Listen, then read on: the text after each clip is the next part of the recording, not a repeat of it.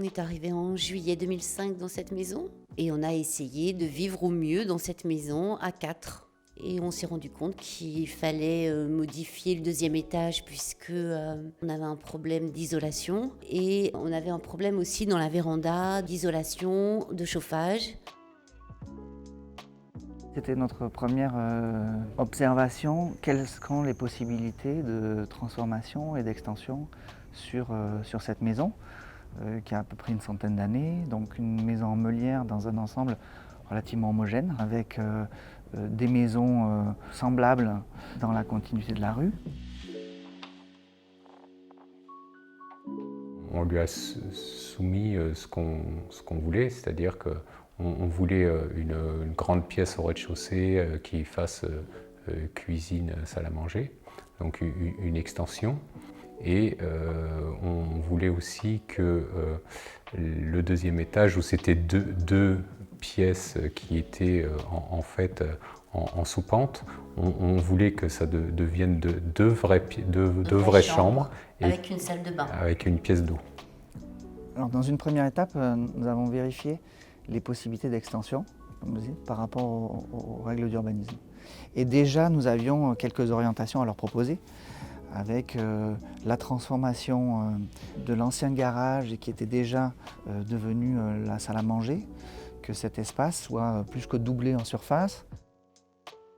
Ce schéma nous permettait déjà de définir un volume au dernier niveau avec ces ouvertures où l'on voyait déjà apparaître tout le potentiel d'ouverture sur un paysage. Et ensuite, nous avons affiné les besoins dans chacun des espaces, produit une maquette en carton. Fait de proposer une partie vitrée qui court tout au long de la façade et qui relie les deux chambres plus la salle d'eau. Alors ça, c'était vraiment innovant. À travers la maquette, c'est là où on l'a bien vu. C'est ce qui vraiment nous a permis de valider le projet.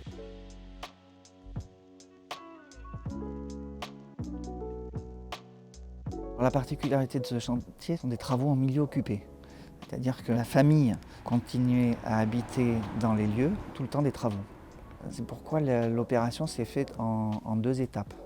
La première opération s'est portée sur l'espace de vie, salle à manger et la cuisine à rez-de-chaussée, qui ont été entièrement démolies. Et pour ce faire, il a fallu installer la cuisine ailleurs, au sous-sol, pour continuer à fonctionner de manière quotidienne.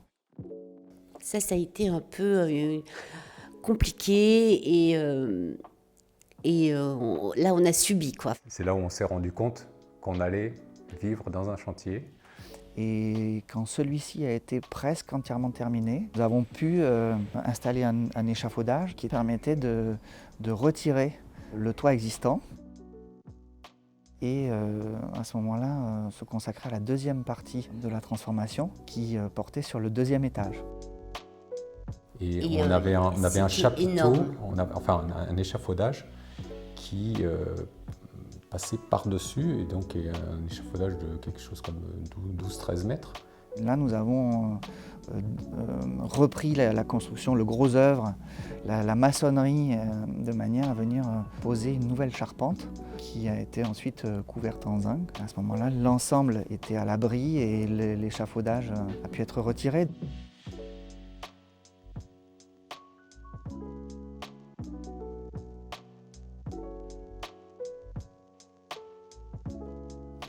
Là, c'est l'impression de volume, d'espace et l'impression de vraiment... De changer un peu de maison. De changer de maison et puis d'avoir vraiment ce qu'on voulait, quoi. Ces deux adjonctions donnent à la maison une ouverture sur l'extérieur, à rez-de-chaussée sur le jardin et au deuxième étage sur tout l'environnement. Un nouvel horizon sur le viaduc de Nogent. C'est ce rapport de la maison avec son extérieur qui est peut-être le point principal ici. La satisfaction, le sentiment d'une idée transposée vraiment achevée.